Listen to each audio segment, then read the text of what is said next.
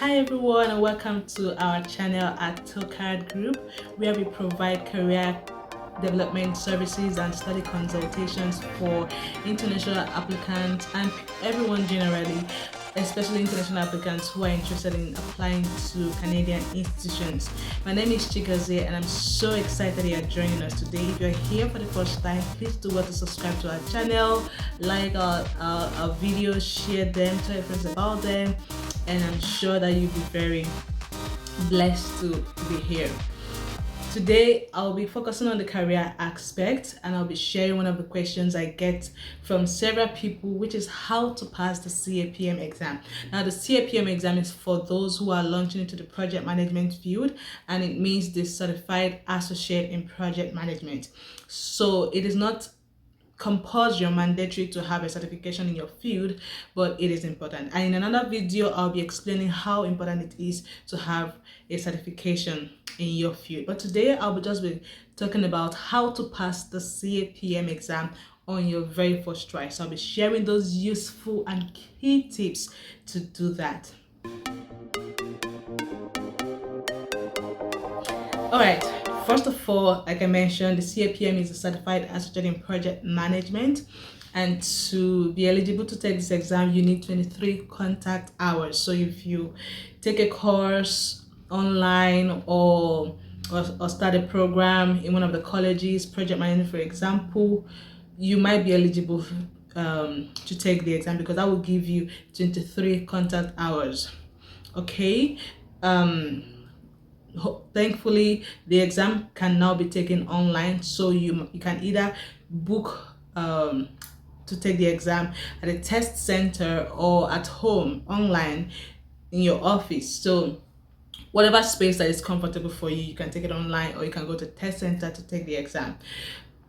Normally, you need at least 3 to 4 weeks to prepare for the CAPM. I know people have their individual pace, they know how to prepare for their own exams, but I would suggest personally to take at least 3 to 4 weeks out of your time to prepare for the CAPM, because you just need to do that to avoid being shocked at the end of the exam.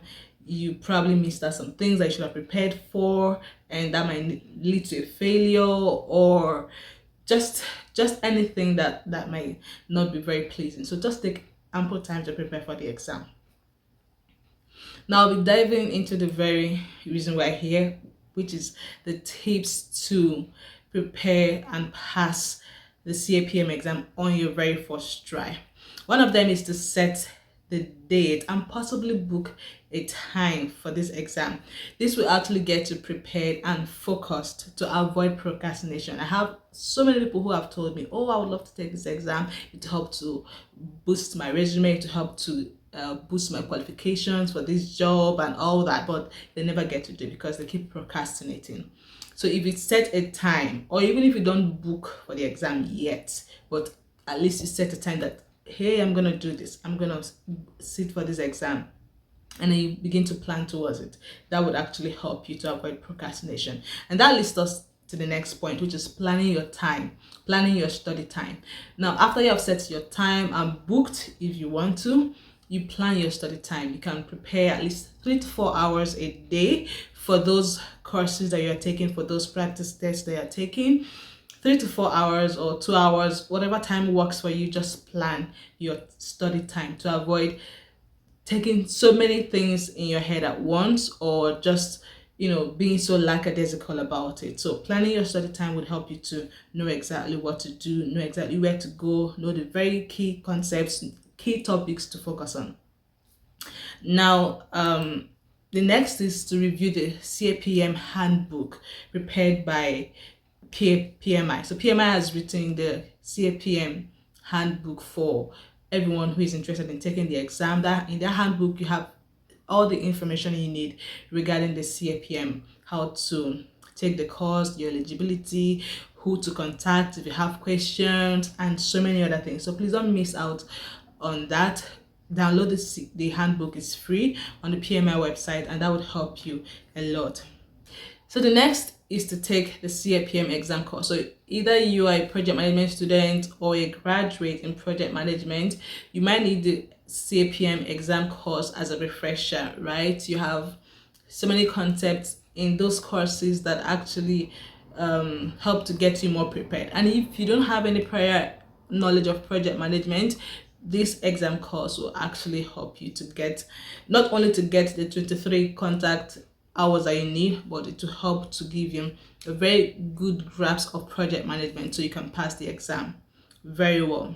So I recommend Joseph Phillips on Udemy, and there are so many other people out there. There are several courses and several instructors out there that you can reach out to, or you can just download their course or sign up, whatever you need to do to get the course or get registered for the course. So I just recommend Joseph Phillips because his course on Udemy is very comprehensive, very well detailed, and he has practice questions that you can take after each topic, after each knowledge area process. Right, so that's who I recommend. You can choose other people.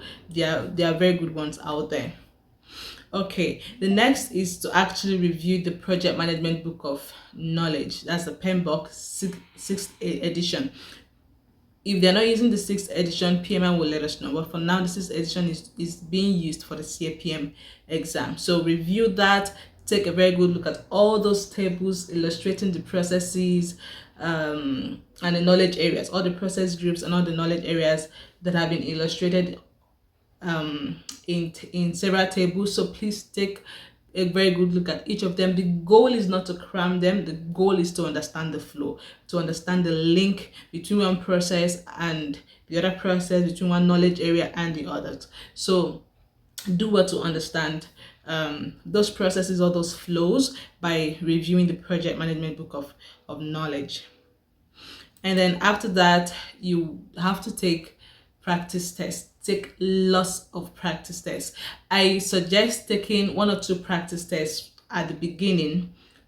That will help you to know where you're doing well or where you're not doing so well. For example, if you take a practice test, you would see that you didn't do so well in communications, or you didn't do so well in stakeholder engagement or management, or you didn't do so well in cost management or scope management, whatever process group or knowledge area. So you will be able to focus on the areas that you're not doing so well, and of course refresh and practice well on the ones that they're doing so well. So take lots of practice tests.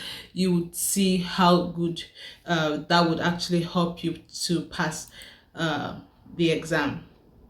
There are so many of them out there. There are some that are paid, there are some that are free. So choose whatever works for you, and I'm sure you'll come back with a testimony. And lastly, like I mentioned, taking the practices will help you to know the areas to focus on. So mine, I focus a lot on cost management.